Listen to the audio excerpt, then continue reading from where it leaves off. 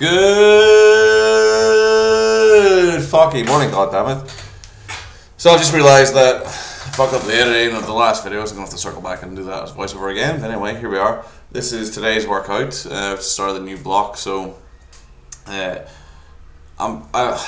week I'm going to run 3 in a row because I didn't get back into Edinburgh until Monday, and I took Tuesday off because normally what I would have done when I travelled more would be if I had a plane journey or I had a big travel, I would not have trained lower body the day after. I would normally leave it till plus 48 hours, so I think it's a general good rule of thumb, so that's what I did.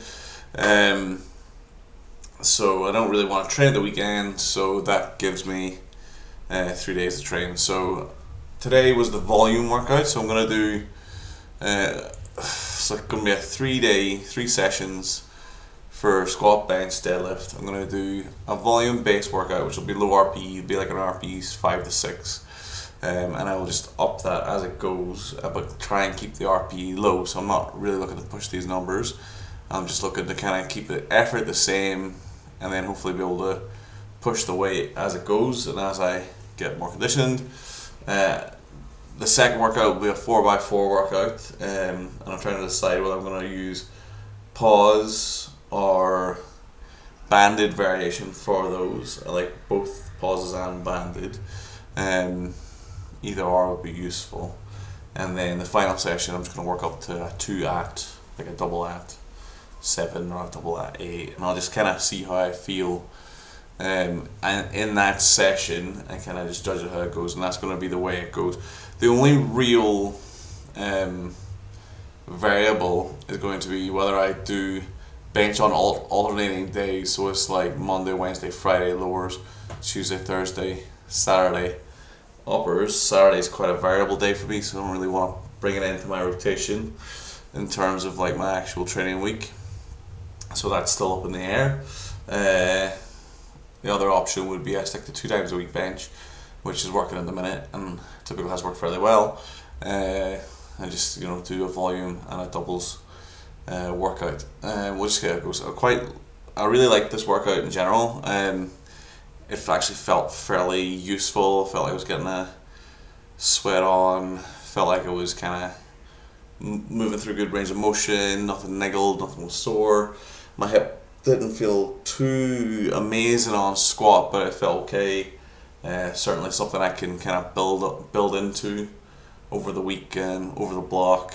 I didn't feel like I was overextending myself when it came to the hip. That's kind of the entire point, is that I don't want to overextend myself. I just want to work at a level and kind of push. So use the volume and the frequency to kind of bring the adaptation, or help to bring the adaptation, so I'm not having to just stomp on the intensity lever all the time. 'Cause I think having to stomp on the intensity lever all the time is just flaring up my quad. So if I bring it back a little bit more frequency, then hopefully that'll help.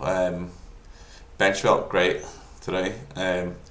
It was very light. It was 140 for 6s, but my shoulder felt not amazing when I started warming up. I did my shoulder strength exercises at the start, my rotator cuff strength exercises. I did squat. When I started warming up for bench, didn't feel great. But then as soon as I started using the working weight, it actually felt really good. So we'll kind of just see how this feels. Like I said, I'm not going to be going heavy. I'll either use a band variation for bench, or I will probably do pins. Because pins are probably quite a good lift for me, and nothing that I haven't really ran them for any length of time in my bench training. It's probably something that's fairly useful. I could also potentially look at a slingshot as a variation. That also could potentially be useful for overloading the rotator cuff, specifically unracking and holding bench. So, I don't know, we'll see. Pause doesn't really make any sense for bench because I'm pausing it anyway.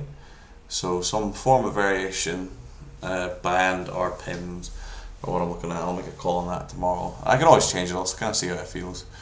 Then it felt pretty good. Just using the steels just because something different. Why not? Steels are quite fucking annoying though when you're doing reps. Like they were kind of moving all over the place and didn't feel great on the first set of 184. Kind of sliding all around over the place and moving around. A couple of the other light warm-ups felt very good. First set of 184 was like, felt okay. The place moving off really did not help with that. But sets 2 and 3, the first rep felt absolutely bang on. So I think I'm just trying to push my T-spine into a bit more flexion, get really long, and then just get a nice leg drive into the floor. If I can kind of get that right, it feels phenomenal. But it's just getting that right is the crux, really. But pretty run-of-the-mill workout, as it should be, as deload. All felt good, felt better after than when I started, which is always a good sign. So yeah, 2 more workouts to go this week. And finally up to date with the videos, so I'll circle back around and do an audio track, but them's the breaks.